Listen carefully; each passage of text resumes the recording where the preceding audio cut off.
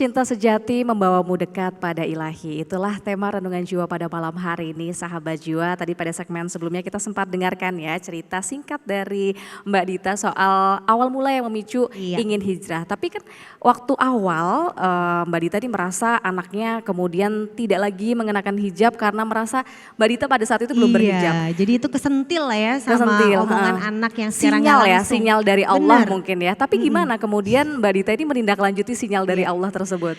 Nah karena memang ada juga ya teman-teman yang ngajakin yaudah yuk kajian. Akhirnya aku pun merasa itu menjadi sebuah kebutuhan. Artinya ilmu agama yang selama ini mungkin gak pernah dipelajari. Yang selama ini mungkin kita cuman taunya hanya sholatnya aja. Atau hanya terlahir sebagai orang Islam ya udah apa sih kewajiban yang harus dilakukan ya udah gitu aja gitu kan. Nah ternyata dari ilmu itulah segala sesuatu tuh terbuka gitu ya. Dan memang benar gimana caranya kita tuh selalu bisa menerima sinyal-sinyal Allah itu gitu kan. Memang ya dengan kita selalu berbuat baik mungkin gitu ya. Dan selalu minta didoakan mungkin sama orang tua dan orang-orang sekitar kita. Jadi semacam ada kegelisahan lah di hati gitu. Termasuk juga dalam rumah tangga kami tuh luar biasa. Karena waktu bertemunya susah akhirnya berantemnya jadi lebih sering tuh biasanya. Ya nggak Kebetulan sih? di momen itu juga ya. Iya di momen yang bersamaan inilah gitu. Jadi kayak berantem tuh udah kayak minum obat. 3 Beneran? kali sehari. Iya, Masya Allah. 2 kali sehari.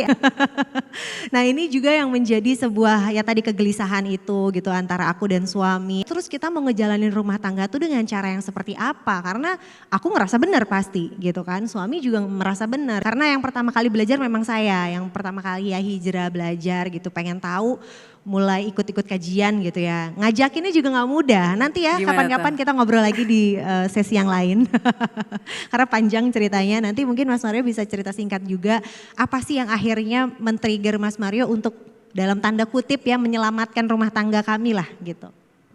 Oke, mungkin gini ya, kalau dari ceritanya dia itu kan memang yang dialami sama dia itu adalah personal gitu. Nah ketika mulai mengajak saya itu lebih kepada situasional gitu, dimana kondisinya itu kita sering ribut, udah coba berbagai macam cara, kok nggak kelar-kelar gitu. Tapi kan umur pernikahannya ini juga baru, ini menuju 2 tahun lah ya kira-kira ya gitu. Tapi ngejalaninnya ini bagaimana, caranya gimana, nggak mungkin kan ada 2 nahkoda dalam satu kapal. Saya coba pakai cara saya, nggak bisa. Karena apa ya, saya dididik dengan cara yang berbeda, begitu juga dia. Makanya pas pakai aturan saya, kok kayak nggak ketemu ya gitu. Coba deh oke pakai aturan kamu ya. Ternyata nggak cocok juga gitu. Oke kita bikin kombinasi. Oke kamu nggak sukanya apa kita bikin regulasinya. Saya nggak sukanya apa kita bikin regulasinya. Akhirnya bikin sistem. Berhasil nggak? Tentu tidak. Makin Enggak. ribet jadinya gitu. Ribet sama regulasi-regulasi itu Dan semua. yang dipakai kan masih aturan manusia ya dan ada ego-ego juga Benar. di sana. Nah, dan akhirnya ngejalanin itu udah kayak gimana ya. Ini dia yang pengen kita bahas bahwasanya kalau masih berantem itu masih alhamdulillah gitu. Karena masih masing-masing ingin menyampaikan aspirasinya. Nah ini kita sampai ke titik yang udah jadi nggak berantem. Karena apa? Jadinya diem-dieman. Wah ini udah bahaya nih. Dan saya melihat daripada satu kasus, ada teman saya yang memiliki kasus yang kurang lebih sama. Itu cuman bedanya kebalik. Nah ini istri saya mempelajari agama, terus sayanya enggak. Nah itu saya ambil contohnya dari teman saya. Dan na'udzubillah min zaliknya ini teman saya ini ketika dia tadi ya pasangannya belajar agama yang pasangan satu lagi enggak, itu saya tahu di kemudian hari ternyata akhirnya mereka bercerai. Lebih parahnya lagi yang tadi yang salah satu yang enggak belajar itu malah jadi pindah agama. Itu di situ saya yang kayak waduh ini mungkin terjadi pada hidup saya nih gitu. Dianya belajar, sayanya nggak mau. Gimana ya? Ini kalau diterusin udahlah diem-dieman, ada masalah nggak dibahas. Terus tadi udah punya contoh. Jadi saya ambil pelajaran itu buat hidup saya. Berarti saya berpotensi seperti itu. Ya udah deh, yuk pakai cara yang apa nih? Cara saya nggak bisa, cara kamu nggak bisa, cara kita juga nggak bisa. Terus pakai cara apa? Terus dia bilang pakai cara yang pasti bener lah. Apa itu? Gitu. Islam. Hah? Gimana caranya? Saya nggak tahu makainya juga gitu.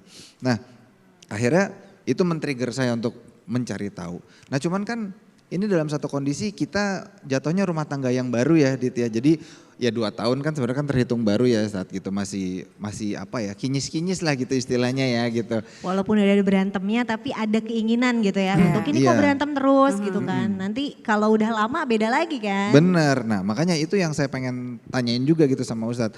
Kalau di awal-awal mungkin tadi ya masih ada kenangannya, masih ada kayak aduh masih sayang atau nah, tapi kalau yang ini yang udah yang 10, 15, 20 tahun terus habis itu masuk ke dalam ranah yang emang ya gitu udah nggak bisa diskusi lagi Ustaz, udah autopilot aja gitu. Itu ngebenahinnya bagaimana itu Ustaz kalau kayak begitu ya?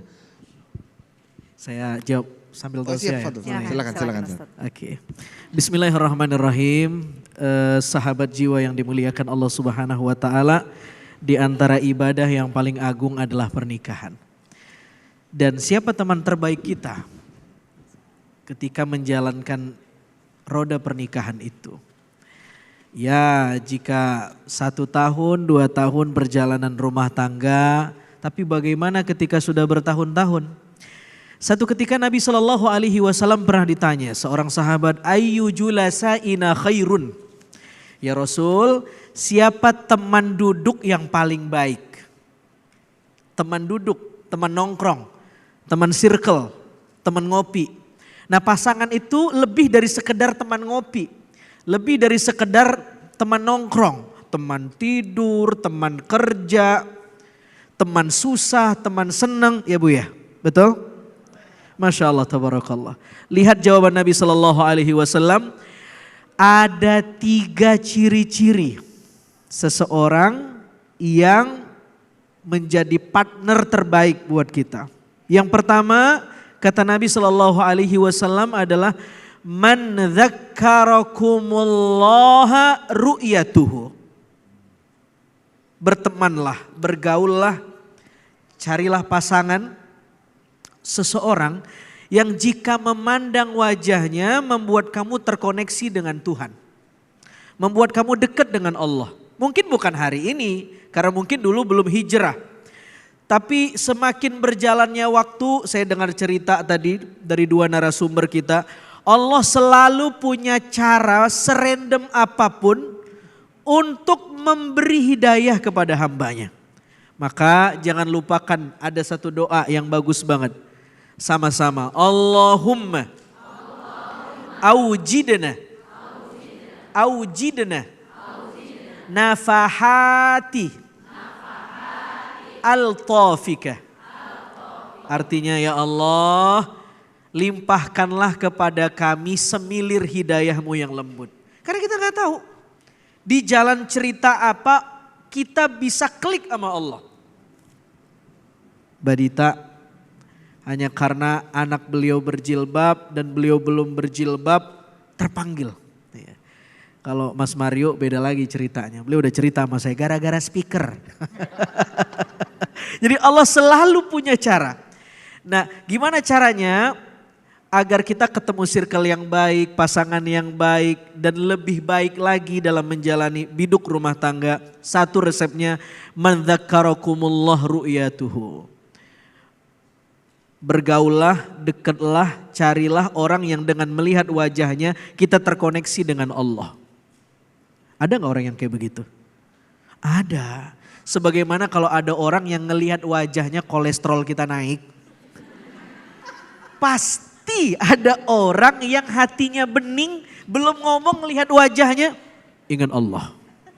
Itu seperti sahabat Hanzalah ngelihat wajah Nabi. Ya Rasulullah, ya, aku setiap melihat wajahmu membuat aku terkoneksi dengan Allah. Nanti pulang ketemu sama istri beda lagi ceritanya. Itu sahabat Hanzalah tuh. Jadi maka ada satu doa. Allahumma dullani ala man yadulluni alaika wa ausilni ila man yusiluni ilaika. Indah banget doa ini. Apa artinya? Tuhan, pertemukan aku dengan orang yang bisa membuat aku bertemu denganmu. Keren ya? Itu hidayah. Ya. Saya dengar ceritanya Masya Allah. Ya. Diajak sama Mbak Dita, ngaji yuk. Itu kan istri yang sekaligus orang yang membuat kita semakin bertemu dengan Allah. Yang kedua kata Nabi, zada fi ilmikum mantiquhu. Apa kriteria teman yang asik diajak nongkrong, duduk menjadi pasangan? Zada fi ilmikum mantiquhu. Membuat ilmumu bertambah. Ilmu apapun, tidak perlu harus Quran, hadis, fikih, tidak perlu. Ilmu apapun selagi ilmu itu membuat kita dekat sama Allah, itu ilmu. Nah, ini Masya Allah nih ketemunya di majelis renungan jiwa. Ini teman majelis namanya. Di sini kita bicara ilmu, zada fi ilmikum mantiquhu. Yang ketiga, man dzakkarakumul akhirah amaluhu.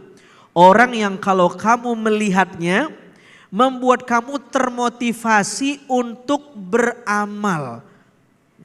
Melihat sikapnya, gesturnya, perilakunya, keputusannya membuat kamu jadi ingat akhirat. Itu ciri-ciri teman yang baik. Mudah-mudahan bermanfaat dan mudah-mudahan Allah senantiasa melimpahkan hidayahnya kepada kita. Allahumma awjidna nafahati al-taufiq ya rabbal alamin. Amin amin ya rabbal alamin. Namun selain ciri-ciri pasangan yang disebutkan oleh Ustadz Azhari, nah tentunya yang bisa kita ambil hikmah ya dari Mbak Dita dan Mas Mario ini, sahabat jiwa, adalah mereka ini melibatkan Allah untuk mencari solusi atau jalan keluar dari masalah rumah tangga yang mungkin sempat dialami oleh mereka berdua. Masya Allah. Dan sahabat jiwa, usai jeda pariwara berikut ini saya akan mempersilahkan kepada sahabat jiwa di sini ya, mungkin ingin mencurahkan keresahan jiwanya kepada Ustadz maupun ingin curhat juga ya kepada Mbak Dita maupun Mas Mario, boleh ya usai jeda pariwara berikut ini. Jangan kemana-mana, tetap bersama kami di Renungan Jiwa. Pilihlah yang memiliki agama, punya rasa memiliki agama. Fadhfar bidzatiddin taribat yadak itu dari kata-kata zafara, kalimat perintahnya itu fazfar.